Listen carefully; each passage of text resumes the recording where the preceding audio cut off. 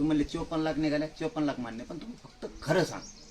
तर त्यांनी त्यावेळेस प्रोसिडिंग आम्हाला दिलं तर 54 लाख नोंदी सापडलेल्या नाहीत, नोंदी 57 लाख सापडलेल्या असं त्यांनी प्रोसिडिंग दिलं. 57 लाख सापडलेले आणि आता आकडा काय येतोय 48 लाख. म्हणजे याचा अर्थ असा होतो मंत्रिमंडळाच्या उपसमितीला विखे पाटील साहेबाला आणि मंत्रिमंडळात त्यांचे जेवढे सदस्य मंत्री म्हणून त्यांना खालचे अधिकारी कन्फ्यूज करायला लागले.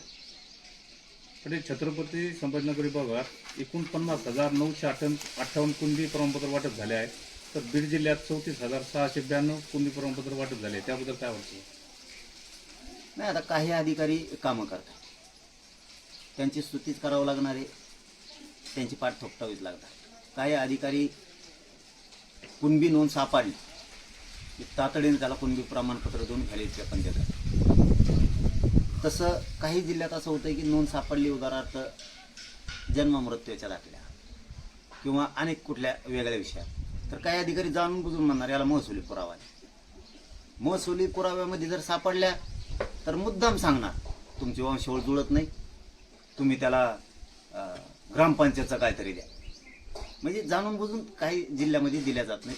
याला सर्वस्वी जबाबदार अधिकारी आहे. सरकार त्यांच्यावरती कंट्रोल ठेवायला तयार नाही आहे.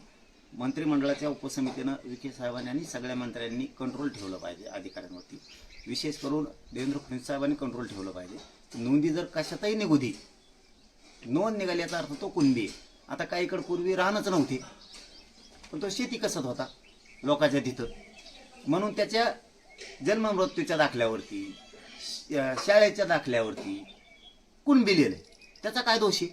त्याला जमीन तुम्ही आता त्याला पुरावा मागताय आणि त्या काळचा, आणि दिले बी तर यांना मान्य नाही आहेत. आता काय अधिकारी काय करतात, ही मुद्दा मीडियासाठी, सरकारसाठी आणि मराठ्यांसाठी खूप महत्त्वाचा आहे. काही अधिकारी तर त्याच्या चुलत्याचं जर निघाला असलं तर पुतण्याला प्रमाणपत्र द्यायला. आत्ताची पोझिशन, आता ह्या 1.5-2 महिन्यात अशी प्रयोग राबवा सुरू केला अधिकाऱ्यांनी, त्याच्या चुलत्याचं निघालं पुतण्याला देत नाही.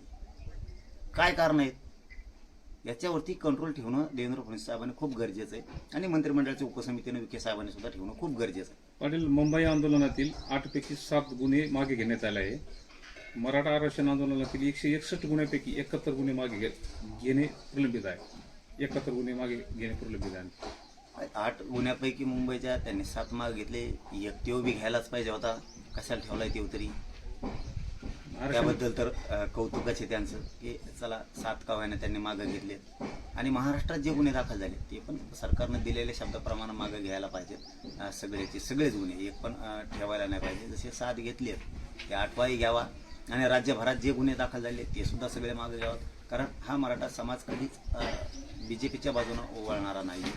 आज तो BJPच्या बाजूनं त्यांना सत्तेवरती मराठ्यांनी बसवले. त्या मराठ्यांच्या लेकरांनी आंदोलनं केले, आंदोलनाच्या माध्यमातून गुन्हे त्यांच्यावरती दाखल झाले. ते काय कुख्यात गुंड नाही आहेत किंवा ते काय दहशतवादी नाही आहेत. आपल्या राज्यात आपल्याला न्याय मिळावा, आपल्या लेकराबाळांचं कल्याण व्हावं, समाजाचे लेकरं पुढे जावे म्हणून समाजाने पुकारलेलं ते लोकशाही मार्गाने आंदोलन आहे. मग त्याच्यात जर त्यांच्यावर गुन्हे दाखल झाले तर ज्या सरकारला मराठ्यांनीच सत्तेवरती बसवले तर त्या सरकारनं मराठ्यांचे सगळेच राज्यातले गुन्हे मागं घेणं गरजेचं आहे. कारण मराठ्यांची नाराजी ही भाजप सरकारने कधीच अंगावर घेऊ नये, ही चूक त्यांनी करू नये अशी आमची त्यांच्याकडं मागणी आहे. एकदा जर मराठा समाज नाराज होऊन दुरावला ना तर पहिल्यासारखं पुन्हा तुमचं म्हणजे ते वाळवंटासारखे दिवस तुमच्यावरती मराठी 100% आणू शकते. आता तुम्ही 8 पैकी 7 मागं घेतले, त्याबद्दल तुमचं अभिनंदन आहे, चांगलंच केलंय. पण राहिले सुद्धा मागे घ्या, आणखीन तुमचा मराठा समाज अभिनंदन करेल. मराठा आरक्षण आणि हैदराबाद गॅझेटरची अंमलबजावणी करणाऱ्या शासन निर्णयाविरोधात याचिकाचा आढावा घेत स्पेशल काउन्सिलिंगची नियुक्ती केली जाणार आहे असं चांगलं आहे. सरकारनं त्याच्यावरती लक्ष ठेवणंच गरजेचं आहे. कारण पोट दुखणारी यंत्रणा खूप, जे विकृत मानसिकतेचे लोक आहेत ते दुसऱ्याच्या लेकराचं कधी कल्याणच होऊ नये, फक्त त्यांच्याच लेकराचं झालं पाहिजे असे लोक मराठा आरक्षणाच्या विरोधात याचिका टाकतात. पण त्यांचे मनसुबे कधी आम्ही पूर्ण होऊ देणार नाही. आणि सरकारने चांगला निर्णय घेतला आहे की मोठमोठाले वकील त्याच्यामध्ये उभा करणार किंवा कायमस्वरूपीचे मोठाले वकील त्याच्यात देणार. तर हा निर्णय त्यांनी घेतला आहे तो चांगलाच निर्णय. आणि उपसमितीने आणि मुख्यमंत्र्यांनी तरी पण त्या याचिकावरती मराठा आरक्षणाच्या विषयात आलेल्या याचिका आणि लढाईच्या बाबतची भूमिका ही कायम सकारात्मक ठेवून लक्ष मात्र बारकाईनं ठेवलं पाहिजे. मोठमोठाले वकील कायमस्वरूपीचे त्यासाठी देऊन ती जबाबदारी मात्र सरकारचीच. हैदराबाद गॅझेटचा काढलेला GR, त्याची केलेली अंमलबजावणी, त्या GR टिकवणं, मराठ्यांना आरक्षण देणं आणि ECBCचं दिलेलं आरक्षण तेही टिकवणं सरकारची जबाबदारी. आंदोलनात मृत्युमुखी पडलेल्या आंदोलकाच्या नातेवाईकांना राज्य सरकारी कंपन्यांमध्ये नियुक्तीचा ठराव घेण्यात देखील निर्देश देण्यात आले आहे. ठराव का घ्यायला लावले ते हे नाही मला समजलं, परंतु सरकारलाच अधिकार आहे, उपसमितीलाच अधिकार आहे. त्यांनी MIDCचे आणि महावितरणचे जे GR काढू म्हणले होते की मराठा आरक्षणासाठी बलिदान गेलेल्या कुटुंबाला त्याच्यासुद्धा आपण नोकरी देऊ, ते GR काढून मोकळं व्हायला पाहिजे. त्यांच्याकडून ठराव मागून घेण्याची आवश्यकताच काय पडली मला नाही कळलं. कोणते ठराव मागितलेत हे मला माहीत नाही. का जागा किती रिक्त आहेत याचे ठराव मागितले आहेत, कारण एखाद्या वेळेस कन्फ्युजन पण होऊ शकतात.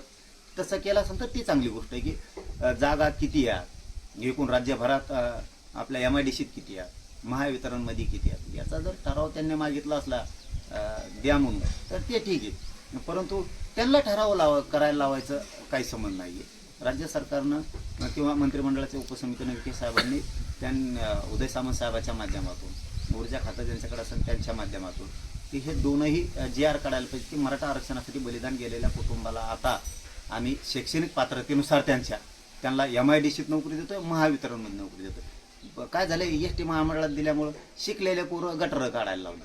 कुठं ज्याचं खूपच शिक्षण आहे, आता काही पोरांचं खूप शिक्षण झालं आहे, का त्यांनी ड्रायव्हर व्हावा, का त्यांनी कंडक्टर व्हावा, आणि ते इतका शिकलाय. म्हणजे जर सन्मान मराठा आरक्षणासाठी बलिदान गेलेल्या कुटुंबाचा जर सरकारला करायचं असेल, त्याच्या शैक्षणिक पात्रतेनुसार त्याला महावितरणमध्ये, त्याला MIDCमध्ये आणि EST महामंडळात काढणं, पण शिक्षणानुसार देणं गरजेचं आहे. ते दोन्ही GR तातडीनं त्यांनी काढायचं ठरवलं होतं. मला तसं सांगितलं पण होतं की आम्ही या अधिवेशनानंतर GR काढतो. आता ठराव मागून घेतले, ते नवीनच काय नाटक आहे माहीत नाही. परंतु उदय सामंत साहेब असतील आणि उपसमिती असेल यांनी MIDCचे आणि महावितरणचा मराठा आरक्षणासाठी बलिदान गेलेल्या कुटुंबासाठी तातडीनं GR काढला पाहिजे. 2-3 निर्णय तर चांगले केले, त्याबद्दल तर आम्ही विखे पाटलांचं आणि उपसमितीचं कौतुकच केलं की त्यांनी केसेसबद्दलचा एक घेतला आहे. आता हा MIDCचा आणि महावितरणचा पण निर्णय घ्यायला लागला घेता येते, तर हे चांगलेच निर्णय आहेत जवळपास. त्याचं आम्ही 100% कौतुक करतो की तुम्ही चांगले निर्णय घ्यायला लागलात, बलिदान गेलेल्या कुटुंबाला न्याय मिळेल, हे चांगला निर्णय आहे. फक्त ते ठरावाचं फक्त कन्फ्युजन. पाटील, नव्या समितीनुसार नव्या GR नुसार मिळालेली आकडेवारी का सांगत नाही सरकार? ते मलाही कळालं, आणि ती आकडेवारी केवळ 310 असल्याची सांगितलं जातं. पण 310 निघाले ना. माझं आणि माझ्या समाजाचं, आमचं लढल्याचं समाधान काय, एक कव्हाण्या निघालं ना. काही मत होते 1 दाख आणि मराठा पुढं नागाशी. काही जण असे वल्गना करत होते त्यावेळेस की या गॅझेटवरनुसार नुसता 1 दाख आम्ही नागाशी तो मराठा समाजात. 310 निघाले ना, निघते ना हळूहळू सगळे जण. मराठवाड्यातला मराठा 1 वर्षाच्या आत 1 घर राहत. 70-80 वर्ष नव्हतं ना. दम्माने मी माझा समाज घालतोय. मला माझ्या समाजाच्या लेकराची काळजी, कोणाकोणाला कशाची काळजी हे मराठा समाजाला चांगलं माहिती आहे. मी माझ्या समाजासाठी झुंजतोय, झुंजणारे, मी लढत राहणारे. फक्त आता एक गोष्ट लक्षात आली, जळणाऱ्याची संख्या लई मराठा समाजावर असल्यामुळं आपल्याला टप्प्याटप्प्यानं हळूहळू मराठा समाजाला आरक्षणात घालावं लागणार आहे. एकाएकी घातल्यावर खूप जणांचे पोटं दुखतात आणि ते दुखू द्यायचे नसतील तर आपण जरा दमाने जाऊयात. त्याला नाविलाज आहे. 70-80 वर्ष आपण दम काढला, वर्ष 6 महिन्यानं काय फरक पडणार नाही. आपण टप्प्याटप्प्यानं सगळे जाऊ आणि सगळे घालतो. आता मी 17 संस्थांच्या GR बद्दल सुद्धा परवा बोललो. शिवेंद्रराजे साहेबाला स्वतः फोन करून सांगितलं मी की त्यावेळेस राजेसाहेब तुम्ही जबाबदारी उचलली. मी विखे पाटील साहेबासुद्धा बोलतो. तर राजेसाहेबांनी मला एवढं सांगितलं की तुम्ही फक्त एक कॉल विखे पाटील साहेबाला करा. आम्ही ते सुद्धा उद्याच्या, म्हणजे मी परवा बोललो होतो, म्हणजे त्यांची काल बैठक होती, म्हणजे त्यावेळेस ते मला म्हणले होते की आम्ही उद्याच्या उपसमितीच्या बैठकीत हा विषय घेतोय. आणि मला अशी माहिती मिळाली की त्यांनी आयुक्तांना सांगितलं अहवाल मागून घ्यायचं. कारण मी कोल्हापूर गॅजेट सुद्धा सांगितलं त्यांना परवा सांगताना. कोल्हापूर गॅजेट पण त्याच्यामध्ये घ्या आणि पुणे आणि औंध आणि साताऱ्याचं याच्यामध्ये पश्चिम महाराष्ट्रातला अख्खा मराठा समाज, पश्चिम महाराष्ट्रातलं म्हणजे पूर्वीचं 17 संस्थांचा खूप काही भाग अर्ध्या कोकणापर्यंत म्हणजे अर्ध्या कोकणापर्यंत सुद्धा मराठी आरक्षणात जाऊ शकते. माझं ते सुद्धा कंटिन्यू सुरू आहे. मी उपसमितीला हे पण सांगितलं की बऱ्याचशा योजना सारथीच्या कमी केल्या गेल्यात विनाकारण काही नसताना का कमी केल्या त्याही घ्या. तर त्यांनी सांगितलं आता ते सुद्धा आम्ही मला वाटतं आणखी 2-4 दिवसात ते बैठक लावावं लागली सारथीबद्दल आणि अण्णासाहेब पाटील विकास महामंडळाबद्दल. कारण तिथंही निधी नाही आहे महामंडळाला. त्याच्यामुळे लोकांचे परतावे आहे ना, नुसते LY ओपन करून दिले, नुसतेच त्याला ॲक्सेप्ट करायला लागले, पण पाठीमागच्या पोरांची सिव्हिल खराब व्हायला लागली ते हप्ते थकल्यामुळे. तेही विषय मी त्यांना पूर्ण सांगितला. तर त्यांनी सांगितलं आता पुन्हा एक बैठक घेऊन आम्ही ते सुद्धा मार्गी काढतो. मी त्यांना राज्य मंत्रिमंडळाची उपसमितीची बैठक सुद्धा एक मराठवाड्यात लावा, जेणेकरून आम्हाला आमचे मराठवाड्याचे प्रश्न मार्गी काढता येतील. तर त्यांनी